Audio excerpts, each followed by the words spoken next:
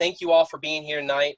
I'm excited to sit here and talk about Scufflin Acres tonight because when I sit back and think about how my mineral collecting started, Scufflin Acres is definitely one of the places that really started a lot of my collecting, especially in the field.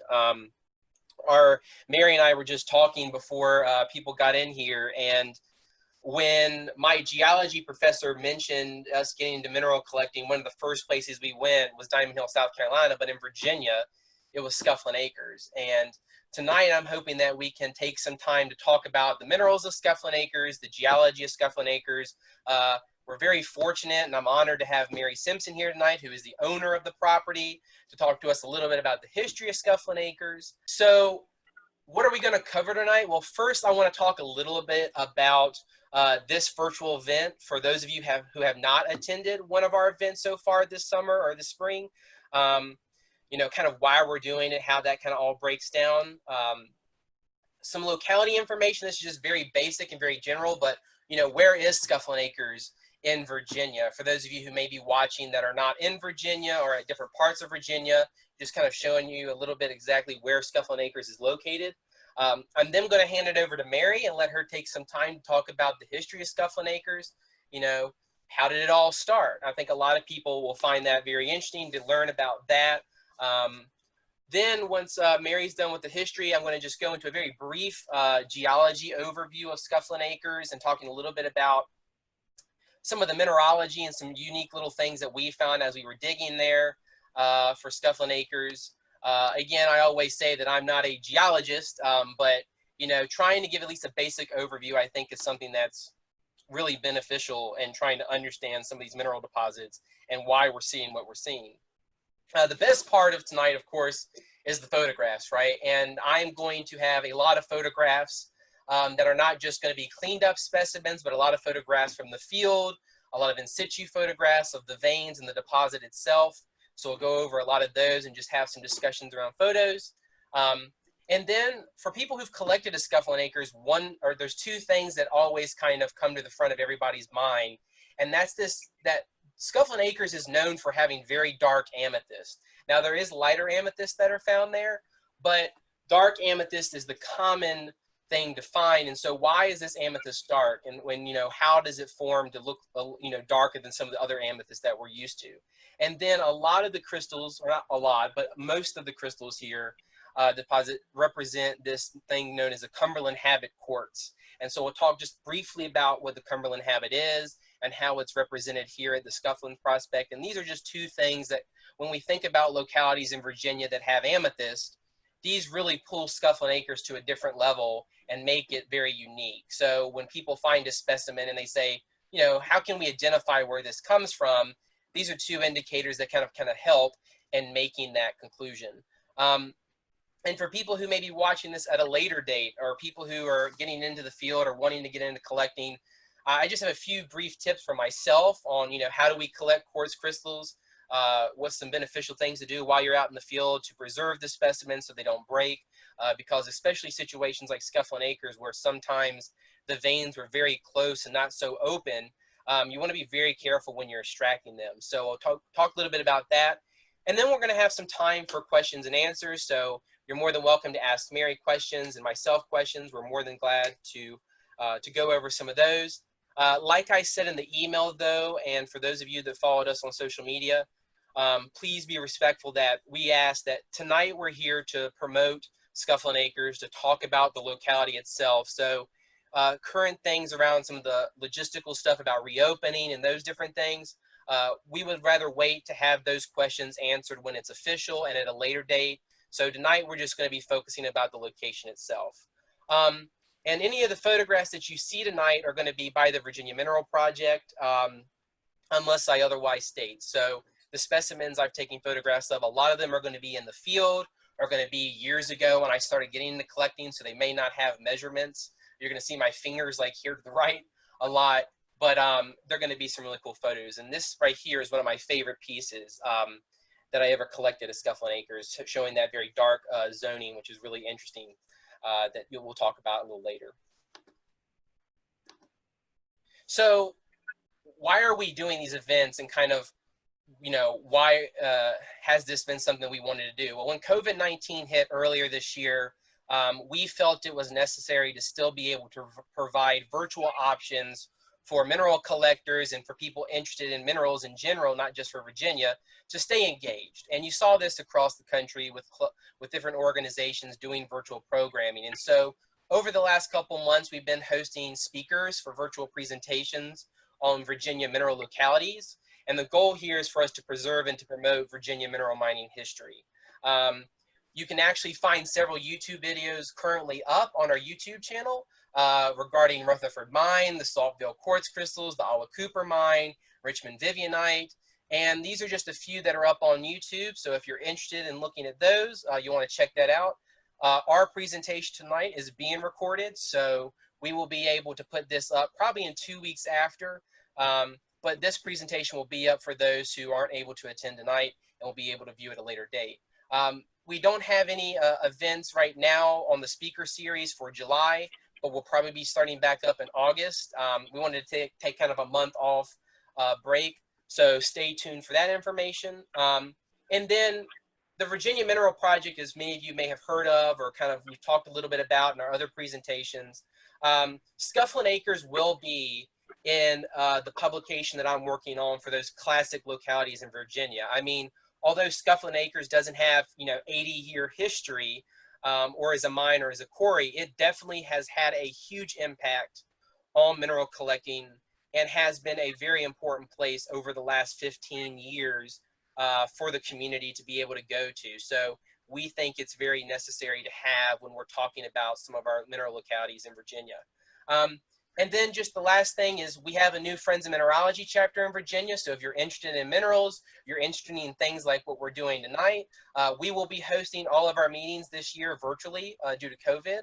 So if something is, you know, if you're afraid you can't drive to certain places for traditional meeting locations, you may want to check us out at friendsofmineralogyvirginia.org. But that's just a little bit about why we're here tonight and what we're trying to cover. So real briefly before I hand it over to Mary, Scufflin Acres is located in Prospect, Virginia. And for a little bit more broadly, it's in Prince Edward County, right off of Route 460. So when you're going down 460, you're going to be able to see Scufflin Acres over to the left if you're going, I guess, south. And you'll be able to see the sign, which you saw at the beginning, the Simpson Dairy Farm. So the site is actually on the Simpson Dairy Farm, and we go and we call it Scufflin Acres. For those of you who may be viewing on a PC or a tablet, if you don't follow Mary on Facebook, but you want to stay up to date with news and information about Scufflin Acres, you can actually take your cell phone right now, if you have a smartphone, take it to the screen and take a photograph, and that will take you straight to Mary's Facebook page. So you should be able to go to her Facebook page if you're not following currently. So please take a moment to do that and support her and stay up to date with, you know, the news that's going to be going on with Scufflin. While you do that, I'll talk a little bit about the picture to the right here. This is something that I think is really interesting for people who may have not been or may not do a lot of field collecting. When we find these beautiful mineral specimens out in the field, they don't always look like they do in a museum. And so over here to the right is actually where we were digging into a vein, and that's what it looks like. It looks like a lot of what we call peanut butter, which is that clay and a lot of kind of sandy material, grinded up material. And over to the left, though, is what comes out of veins like that. So it's kind of interesting to see what you're digging versus what happens when you clean it up and you put it in acid and you get to those final phases when it makes it into a museum. And tonight we're going to be having a lot of great photographs in situ, kind of showing you what Scufflin Acres look like, the veins look like, and the amethyst before they were kind of cleaned up. And I think that's something that's really cool to show, especially when you look at a really beautiful piece in a museum and see that entire journey that has come from the ground or from formation to excavating it out, cleaning it up, and putting it into an exhibit. So I'm going to hand it over to Mary right now. We're going to be looking at this slide, but I want Mary to have an opportunity to be able to have some time to talk. I actually will spotlight her video because she may have something to show us. So for those of you who are watching, this is Mary Simpson. Thank you for being here, Mary. And we'd like to talk a little bit about the history of Scufflin Acres. Hi, everybody. A little bit of history. It's kind of funny, actually. It's not very long, like he said. It's probably about 15 years that we've been aware that we've actually had amethyst here. When I first stumbled across some, I was in the cow pasture and I picked up a couple pieces because it was, of course, very pretty. And I asked my husband, I said, "What is this?" I figured he'd lived here all his life. He must know. He said, "Well, it's a purple rock." I said, "No, I kind of think it's a little bit more than that." He said, "Well, I just throw it at the cows to get them in the barn." I said, "No, no, we're going to stop doing that." So I did a little searching and hiking around in the area near that field where he kept saying he was finding pieces. And we started finding more pieces. So I got somebody to verify for me that it was amethyst. Funny thing about amethyst is it is also my birthstone. And it's a stone I have always loved anyway. So I started finding a way to dig just a little bit. And then I got really lucky. My daughter-in-law went to college and she had a geology professor who wanted to come out here and bring a man out here with a machine and see if we could dig around and find the veins a little bit more. That day was so exciting. We did not even stop when it got dark. We just kept digging. And it was my son, Josh, and his wife, Kelly, my daughter, Ruth, and at the time, her husband, Adam. My husband stood by and watched, and we did, Anna, we just dug and dug and dug, 5-gallon bucketfuls. We couldn't hardly believe how much stuff we were finding and how beautiful some of the pieces were, even when they were dirty. So word of mouth is what happened next. And I had people that would come out here maybe on the weekend and they'd start digging. Then they'd talk to other people and we'd have a club come out. And it grew from there to where I was getting phone calls last year and year before last from all over this country. People, they would be traveling, going somewhere else on vacation or going somewhere else to dig, and they wanted to stop by here. And it was amazing to watch how it grew and how the word spread and how amazing the people were.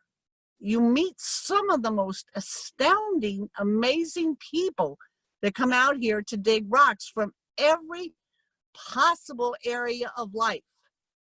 They just love to come out here and get in the dirt and play. And then they find amethyst or smoky quartz or the clear quartz or whatever. They're so excited. Last year was probably the epitome. It was the peak of homeschool people coming out here. Although I'd had some before, I had tons of them last year. I had Boy Scouts last year. I've had rock clubs. I've had people that come out here on a regular basis every 2 or 3 months because they have a shop here or they just love collecting or giving it away. And so it's been hard being shut down, but I know that we'll get back up and running again, and it's going to be sweet to have everybody come back. I have missed my diggers. I've missed my friends. And I'm really looking forward to getting back open again. And I'll answer any questions later. We're kind of young. Well, thank you, Mary. I appreciate that. Now I want to talk a little bit about the geology of Scufflin Acres. Very, kind of some of the basic stuff to kind of get a little picture into the area around Scufflin Acres. So over here to the right, I have a ridge star on a map, and that is where Scufflin Acres Farm is located. This is actually using the state survey's interactive map, which if you haven't heard about that, highly recommend it. It's a great thing for kids to utilize and figure out, what's the rocks underneath their house or the geology underneath their house. So using their database, you can actually do that. So the country rock, as we call it, or pretty much the rocks and the underlying geology of this area in Scufflin Acres, is this interlayered Cambrian mafic metavolcanic rocks. and that's an amphibolite, hornblende, biotite gneiss. And in this case, when we're looking at the kind of pink area, in this regard, it's more of the hornblende biotite gneiss, which is the country rock in which these amethyst veins were forming. Near the surface, though, you're not seeing that, right? When you go to Scufflin Acres, as much typically seen across the Piedmont, you're looking at more saprolite, or this weathered country rock. And this is where the amethyst is being dug up at its current point today. One of the things that's really fascinating is that when we were digging, and we were there for a machine dig, and we were also there afterwards and before that, when you were digging, you could actually see structural formations and banding and foliation in the saprolite. So you were able to see some of those structures that were still remaining from that weathered material in situ. Down here on the right is a really good picture of that. It's hard to see, I apologize. But this is just one of those things where you could see folds and structures within the material that you were digging. When we talk about going and collecting amethyst or looking at places across the state, we always think about rich soil, right? And in the case of Scufflin Acres, there's a lot of chemically weathered potassium feldspar, and this is turning into that clay or kaolinite, especially here. And those mafic components that we talked about above, like hornblende and biotite, are causing or contributing that red iron-rich coloration that we're seeing in the soil. And then when we talk about amethyst, we always say, you know, why is amethyst purple? So that amethyst color is probably derived from this mafic component in the country rock via chemical leaching and coming through the inclusions within the amethyst. And so this is kind of causing the coloration of the amethyst, and this is just a little bit about how, why we're seeing that here at Scufflin Acres. Something that's really interesting, and over here to the right, is probably has to be one of my favorite specimens ever. When I go out and collect, a lot of people always look for some of the most aesthetic crystals.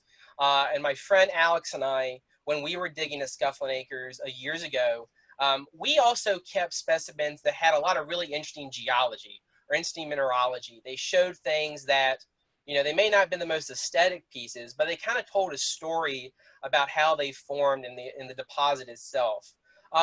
We know that crystallization in general, and especially with this case, occurred at a great depth, right? I mean, these amethysts are not growing as you see them today at the surface. And so they had grown at well before their exhumation, and they actually formed in these fluids inside pre-existing fissures within the deposit. Over here to the right, what you see in this picture is you see a lot of brecciated material. On the back of it, I'll have some more pictures here in a second, and you're going to see damaged and rehealed crystals. And there was a very common issue with some of the quartz here, which was, we called it sugar-coated quartz. And it was that the quartz seemed to have a powder that was covering it. But the powder was not a calcite or anything that you can remove. It was quartz. And in a way, what was happening here is that there must have been minor movement that was happening near the end of crystallization that was resulting in this brecciating, this rehealed surfaces and sporadic grinding. And as that got onto the quartz, it almost fused. And so you saw this generation of fine to moderately coarse quartz powder, which coated the quartz. But which was more interesting was, as we always called it, directional frosting, where, as you can see on this specimen here, if you turn it up almost upside down or up, you're going to see that the frosting in most specimens here only happen in one direction. It's almost if it was directional frosting, or as if there was a powder that fell through the fissure under gravity and landed on the upper surface of these crystals in some more spacious areas and fused to the surface of the quartz.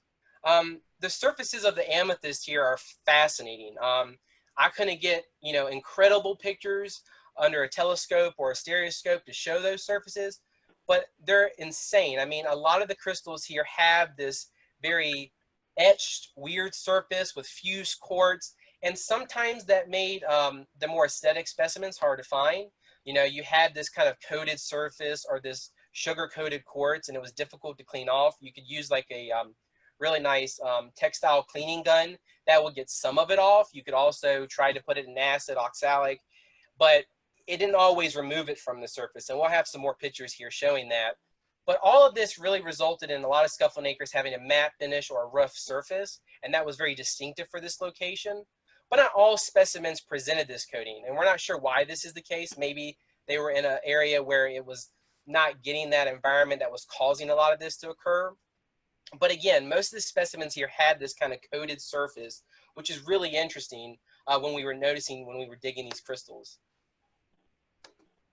Here is the specimen up close. And like I said, this piece is probably the most interesting specimen I've ever seen from Scufflin Acres. I'm very fortunate to have it in my collection, where you can kind of see, I always say it looks like the pyramids of Egypt, where you have these beautiful Cumberland habit amethyst, very, very dark, right? So that typical habit of Scufflin, with this powdered material on the surface, which is quartz. It's grinded up quartz. And you can kind of see this here. This is all brecciated. On the back, though, you have rehealed surfaces. So that entire piece had rehealed on the back. When you put it under a stereoscope as well, all these brecciated pieces had also almost rehealed.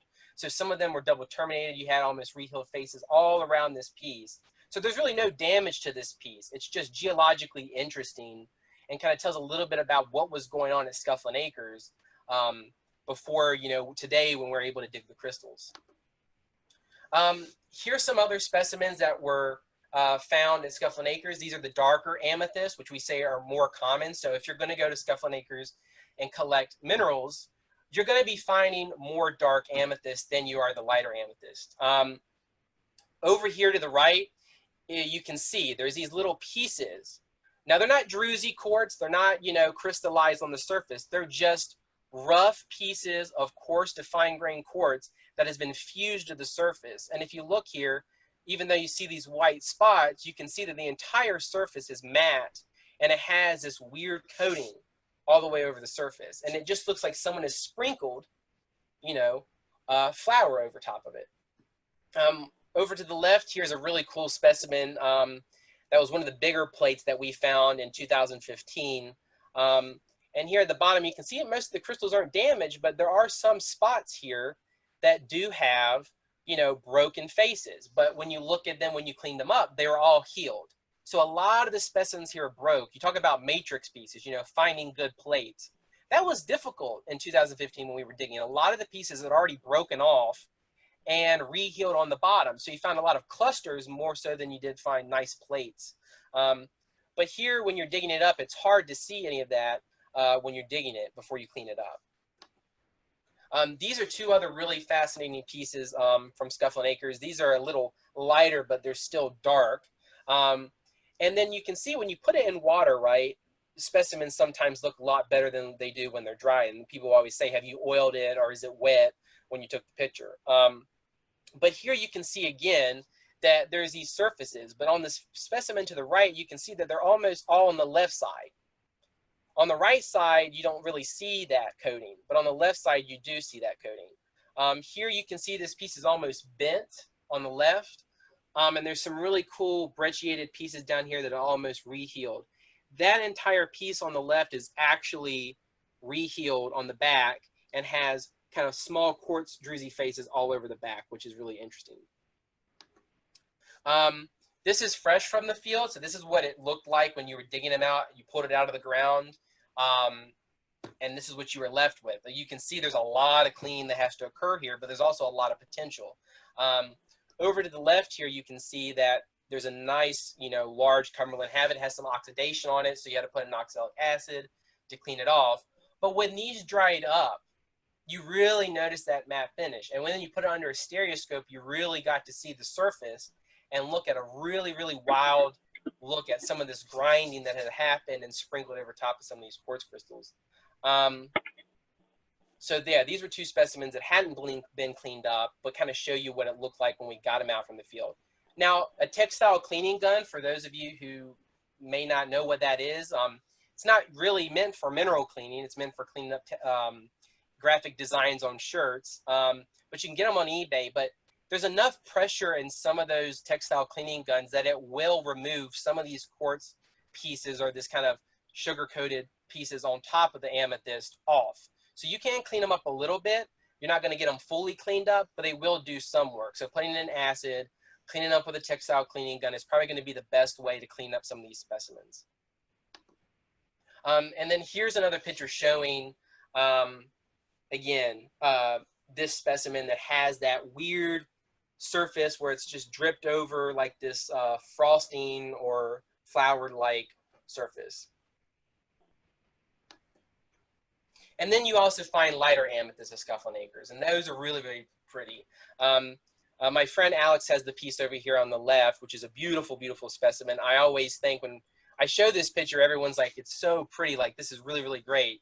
And I always say that the first thing I notice is the crystal at the top, which when you collect, you kind of get used to the aesthetics of some things, but this is a really beautiful specimen. And again, it's the similar situation where even though you're pulling out this matrix piece and you're pulling out this plate, underneath there's healed faces, it's got healed stuff around the edges of it. So there's a lot of stuff that's been going on even before we were taking them out of the ground. Over here to the right is a beautiful specimen that shows this beautiful Cumberland quartz. I have a better picture later on. And those were found, this specimen was found earlier, years and years ago, back in near the original digs. They did change. I mean, a lot of the pieces that you saw during the original digs were a lot larger as far as the Cumberland habit and the crystals. You know, they're a lot bigger than when you went down. But a lot of the specimens from the beginning had really nice large Cumberland crystals when they were digging them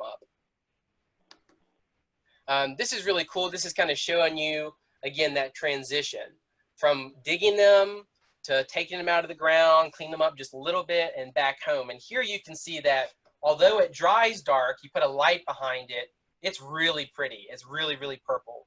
And this was one of our first, you know, digs that we went on at Scufflin Acres and found some really cool amethyst. And that was one of the best parts, is digging in the vein and finding things and being able to see the amethyst and taking them out of the ground the first time. These are really interesting. Now, this piece was given to me, again, by my friend Alex, and I'm pretty sure that this specimen was found on a magma dig on one of the club digs earlier, like in maybe 2013 or maybe 2012 to 2015, in that time frame. And this is very different than most of the things that you're finding here because they have these beautiful amethyst phantoms. And this piece is remarkable. I haven't seen any other pieces like this. I think there's maybe 1 or 2 pictures online of an earlier dig that had some of the same material. But this is pretty much the only specimen we have that's in my collection anyway, showing this kind of clear quartz, a little bit milky, but having that amethyst phantom in it. And so we would say it's very rare to see, especially at this location.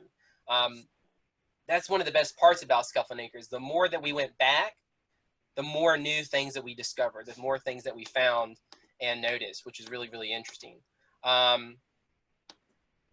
I will also show, I saw a question in the chat, those square pitted surfaces. I'll have some images here and we'll talk a little bit about the calcite that was growing on the quartz crystals and left these kind of etched surfaces. I have a piece of that. Yes, yes. That was common from here. You actually saw a lot of surfaces that had these weird etchings on them, these weird like rhombohedral marks. And we say that it's probably calcite that has dissolved. I'll have some pictures later on that we call confetti quartz. And we're thinking that that confetti quartz is actually preserved and a scepter has grown over top of it, those calcites. So you actually can still see it within the crystal. They haven't dissolved. But we called it confetti quartz. But in most cases, yes, the calcite had dissolved and left a pitted surface on top of the amethyst or on top of these crystals. And then you had the smoky quartz with zoning. And this seemed to also be not rare by any sense of the imagination, but not as common as the amethyst, but was just fantastic. I mean, these made some of the most aesthetic pieces that were found at Scufflin Acres. I mean, the black zoning on the edges there were just beautiful. A lot of great material that was found from here. And some of these pieces are the best that we have found for the most lustrous pieces. A lot of the smokies didn't have that weird surfacing that you saw with the amethyst. Now, I'm not, again, a mineralogist. I can't tell you why that's specifically the case, but a lot of the smoky pockets, let's just say, did not have the weird pitted surfaces, did not have the coated material that you saw with the amethyst. And a lot of times you actually saw matrix still attached to the back of it, like you can see down here on the right, this beautiful crystal and the matrix still attached on the bottom. And then here's another specimen, very lustrous, very pretty. I think my friend Alex also has another piece, probably from the same area that this one was found. And then you can see that original material where you can, over here on the top right, you can see that bended vein where it's filling in these cracks, filling in these solutions. You see all this really cool stuff. And it's cool to have the quartz crystal showing with the original rock that it was growing in these cracks. But beautiful crystals. The Smoky quartz with the zoning were just phenomenal. And then there was a lot of clear and milky quartz. Like that was also very common to find as well. Interestingly enough, some of the, again, a lot of the clear quartz and smoky quartz didn't have the same intensity of the sugar coated as the amethyst did. But they did have a lot of weird etched surfaces and a lot of just really kind of gross material. You see here to the left, it looks like clay's in there, but that piece, even when we cleaned it up, it was still there. And you put in oxalic acid, there was a lot of like quartz grinded material that have fallen into the cracks around these crystals and infused into the plate and were difficult to clean. Over to the right, I unfortunately don't have a picture of it cleaned up. This is not my specimen, but this is a plate that was found, which was just completely full of clear to milky quartz crystals from the site. And then here you go. This is going to the surface, or what we say is confetti quartz, and then talking about these inclusions of calcite, and then having those etched surfaces when the calcite had been dissolved. So to the left here is what we could consider the confetti quartz, where you can still see you got some clay in there, and you also have these really interesting looking rhombohedrals crystals, these calcites as we assume they are. What's interesting though is when you look at some of the pitted surfaces that you see on some of the amethyst, it's real platey. It's not like the calcite grew to be real thick. It was almost as it was sheety, and it kind of grew out, and it made these really weird, you know, rhombohedral, almost diamond-shaped etches into the quartz, which made for really interesting specimens. But here you can see this piece has the inclusions that are still in it. And then over here to the right is Jason Barrett's photographs. He's the person who was digging with us in 2015. And he was able to get a lot more close-up of the crystal, so you can still see these inclusions. Interestingly enough, you can maybe see this, it's hard to take a photograph of this clear quartz specimen.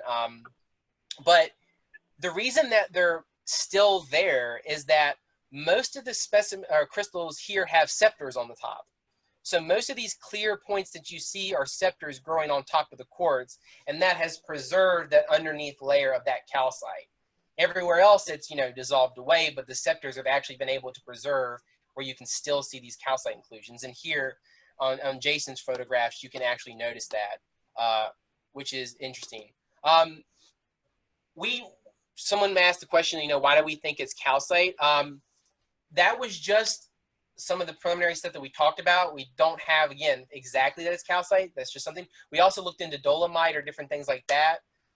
We said maybe it's dolomite. And we can talk about that in the questions section as well at the end.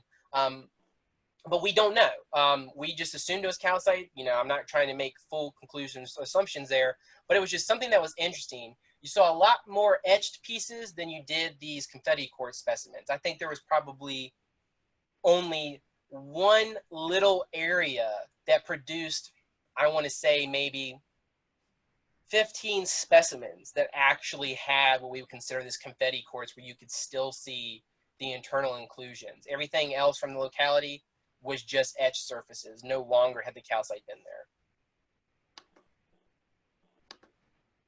there. This is another photograph kind of showing you an interesting little area where you actually see a lot of the K-Feldspar and then sodium-rich plagioclase here, the white and the pink. And some of the specimens here, they weren't moonstone, but they were really pretty. And we kept a few pieces. They were really nice to take back. But you didn't really see that much there. You know, you saw a lot of the quartz, you saw a lot of the saprolite material, but here there was some really good chunks sporadically of the K-Feldspar. And it was very, very clean, very pretty, very pure, beautiful specimens that we were able to bring out. But not much. That was only one area that really had a really nice area of good K-Feldspar cleaves that you could actually take home. Most of it was just crumbly and broke apart before you could even get it out. And then to make things even, weirder, there was maybe only, out of all the Smoky phantoms that you found, I mean, Smoky zones and all that, zoning that occurred, there was only maybe 6 specimens that we found. And again, this is just in our digs that we had done over time, that had Chalcedony on quartz, or Chalcedony on quartz. And very interesting, only on one part of the specimen on 8 pieces, nowhere else. It didn't cover any crystal fully. It was only on 8 pieces on the tips of one specimen, or on the tips of one quartz crystal. But this is one of my favorite pieces that shows this. I have about 2 pieces that show that growing on the surface, but it's a really interesting and unique thing that was kind of rare at Scufflin Acres.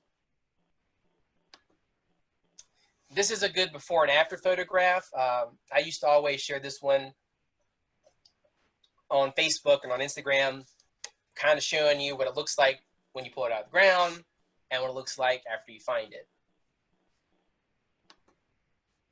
And then I have this specimen with me. We can actually see that afterwards, but this is a before and after of this, one of my favorite pieces. It has a lot of matrix on the back. Very sturdy specimens. Sometimes the Scufflin Acres, if you were cleaning up, they would kind of break apart and the matrix on the back would fall apart and the specimen wouldn't really hold the nice platy surface.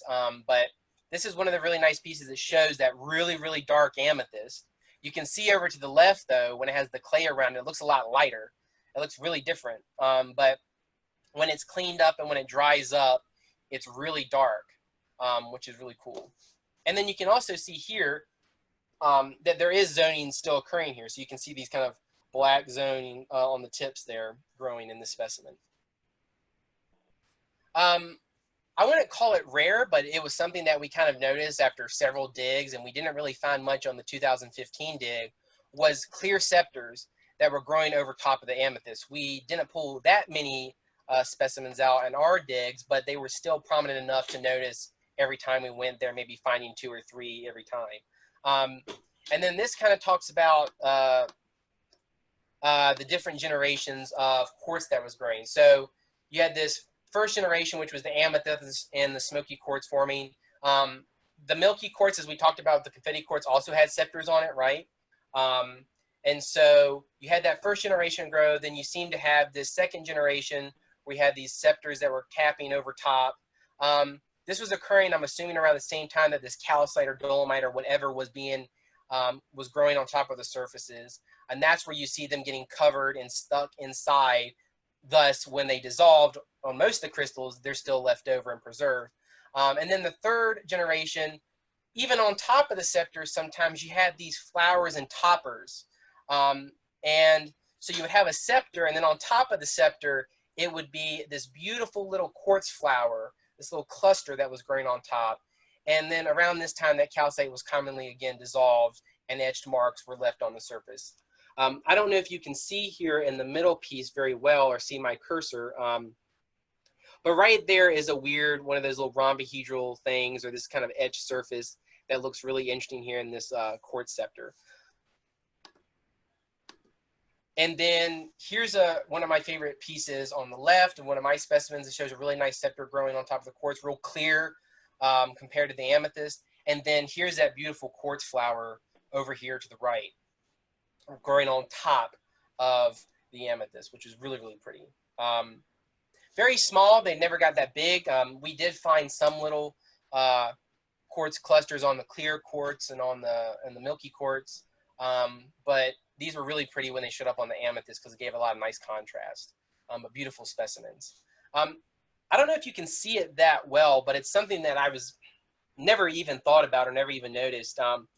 When we were looking at the surfaces, there seemed to be a lot of dots, almost like black dots all over it, as if someone was just throwing beads at it, like little BBs, you know, shooting at it. And underneath this quartz crystal cluster growing on top, you'll see this little red mark over here to the right, maybe with my cursor. And I don't know if that's a hematite or if it's some sort of iron mineral, but there was this growing in some of these crystals, and one of the stuff that we were looking at the other night, you could see a lot of these dots, and a lot of them were red, growing on the faces of the crystals, which were really interesting. Not as inclusions, but on the surface.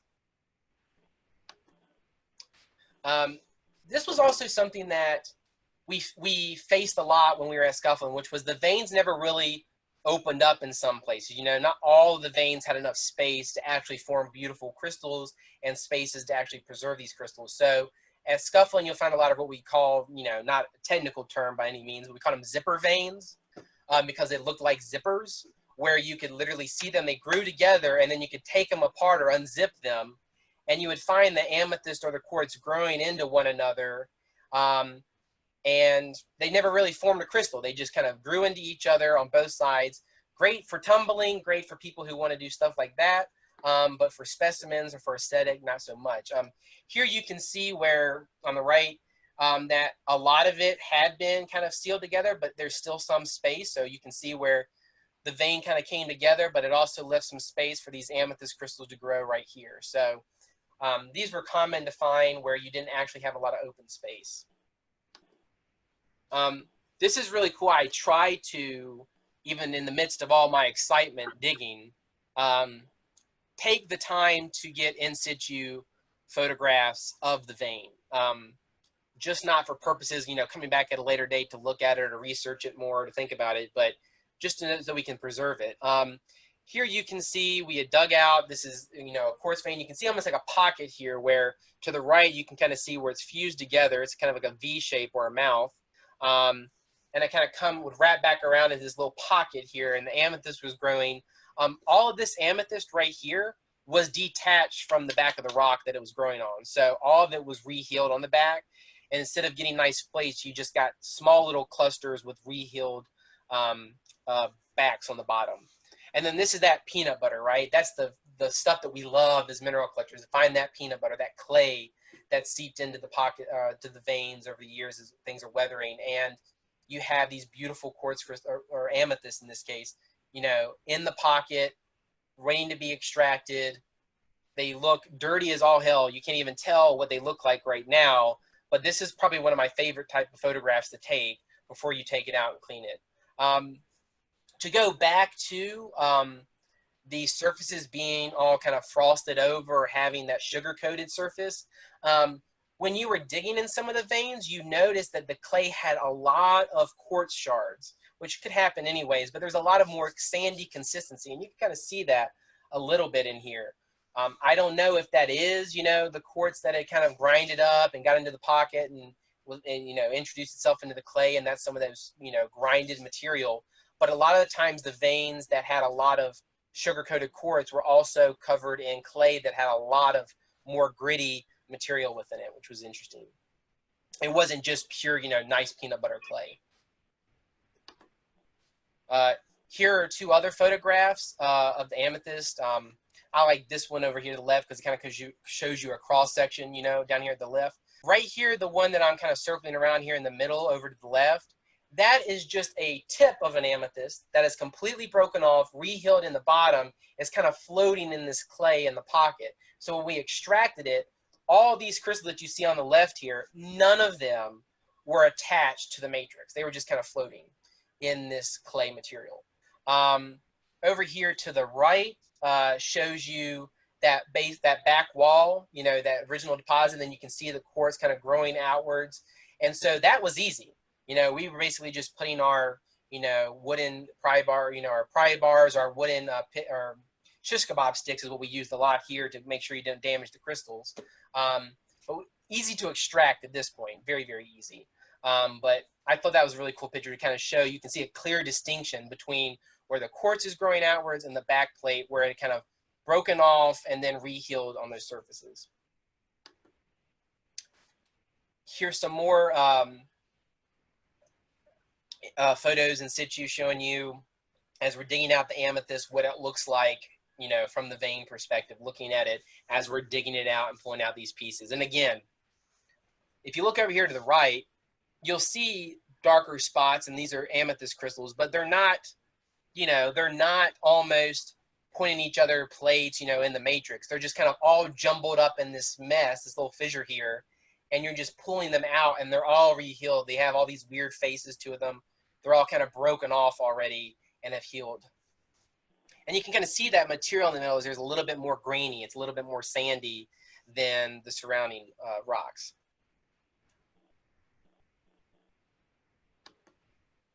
This is a cool photograph. So this was a long time ago. This is probably 2013, 2014.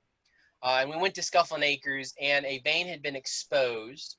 And at the surface, so on the left here, if the picture was above, you'd actually see the grass. And so you can see where the stringer little vein there, it hadn't opened up, right?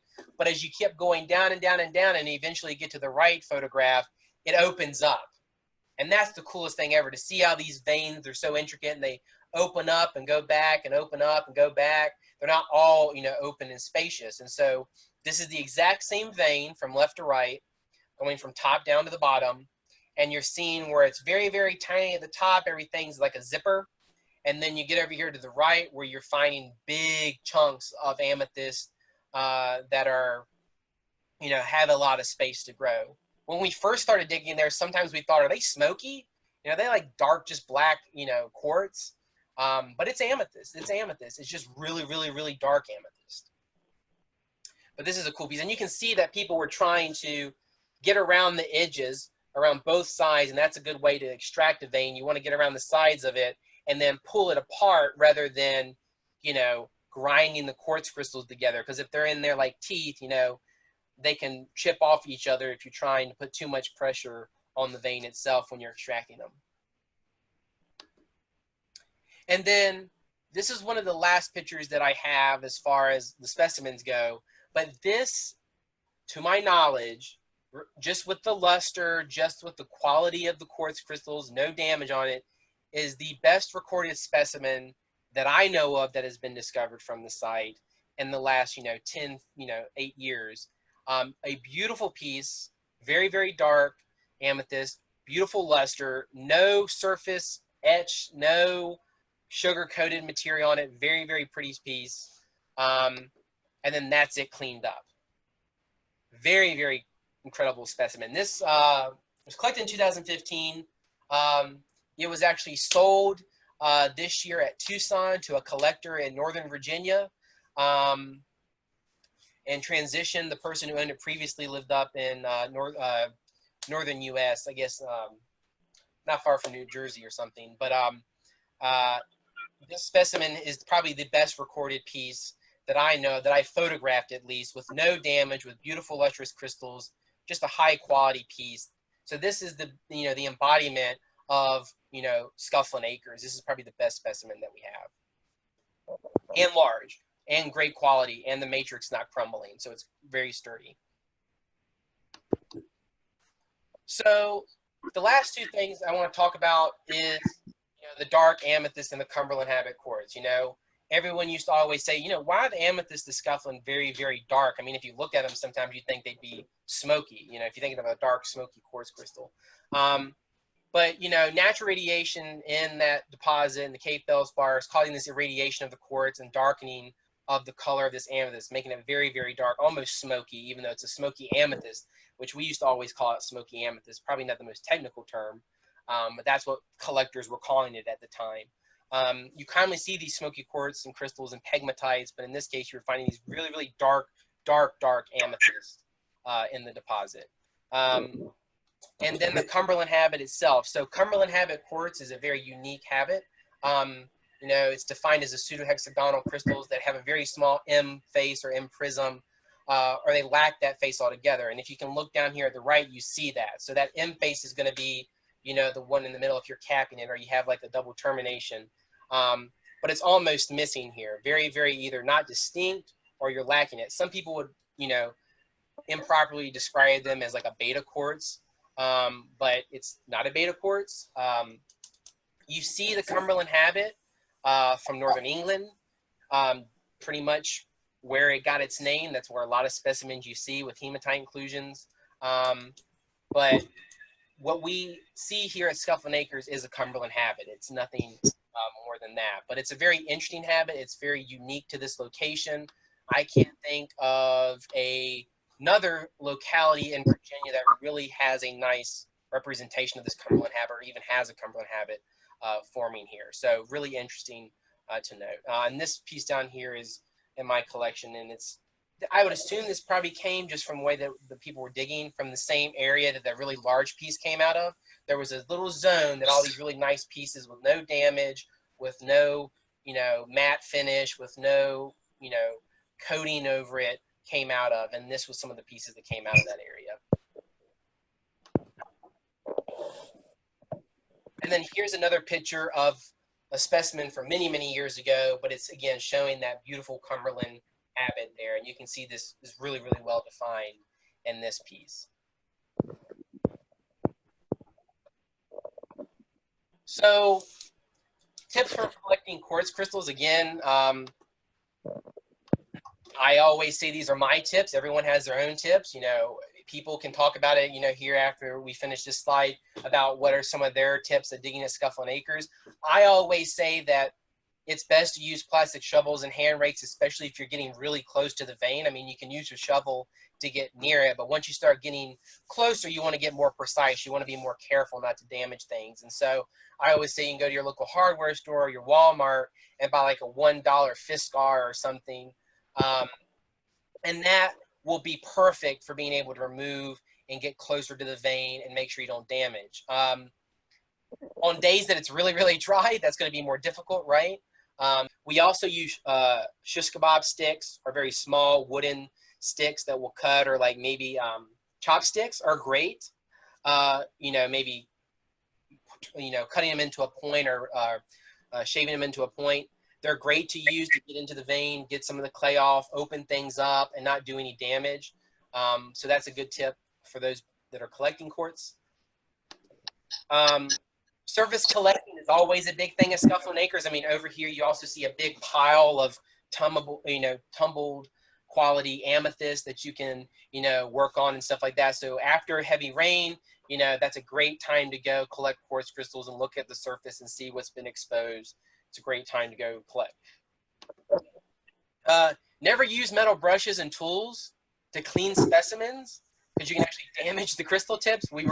That big pocket that I was just showing you, that vein that got really small at the top and opened up. Someone who was digging there, unfortunately, as they were taking specimens out, they were just so giddy, they were excited. They're like, let me clean out here in the field. Normally I say, wait, take it home, or get into a stable environment before you clean them. And he was using a metal brush over top of the quartz crystals, scratching the entire surface of the quartz and breaking tips. So, never use the metal brushes or tools to try to clean or to remove that clay, because it's going to do a lot of damage. And especially for places that have had large digging operations or something like that, it's always good to be aware of your surroundings and make sure you're not digging in someone else's tailings, especially when places are moving material. You're not necessarily digging in the vein, but you're wanting to actually get to find digging out of the tailings or such. Just be careful, check your surroundings, make sure you're not digging in someone else's tailings, because that's a way to not have a great day. So always be aware of something like that. When it's dirty, it will almost look black, especially here. So don't throw it away. Just because you see something black and it may not look like a crystal or may not look like amethyst, especially with the lack of luster of some of the crystals, you may look at it and say, well, that's just a rock or something.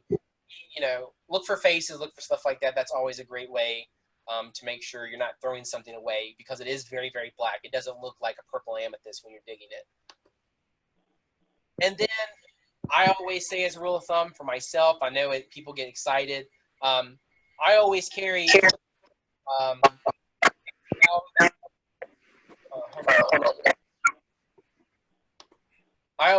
toilet paper, paper towels, and other things like that. And when I dig really nice specimens that I know have a lot of tips, to be careful, I always will wrap them up and transport them home to a very, stable environment. And then that's where I'll do a lot of the prep work to expose the crystals, so that I'm not damaging them further. If you do a lot of stuff out in the field, or you remove that clay, sometimes the clay is a great natural barrier to prevent the damage of the crystals further. So keeping that clay on there will actually help preserve your crystals in the long run until you get home, especially if you're going to put them in a 5-gallon bucket or you're going to put them in a flat. You don't want them to rub against each other or break faces or anything like that. So those are just a few tips. But down here, like I said, is a great picture of like a day at Scufflin Acres of finding a lot of amethyst, finding pieces you can tumble, finding crystals, finding the different varieties. I think that's one of the coolest things about Scufflin Acres. There's so many different varieties, from clear to smoky to amethyst to lighter amethyst to darker amethyst. It's just a lot of different variety, and that makes it very worth to go dig, because you just never know what you're going to find when you're digging there, which was always an exciting part of Scufflin Acres. And with that, I'm going to end the presentation.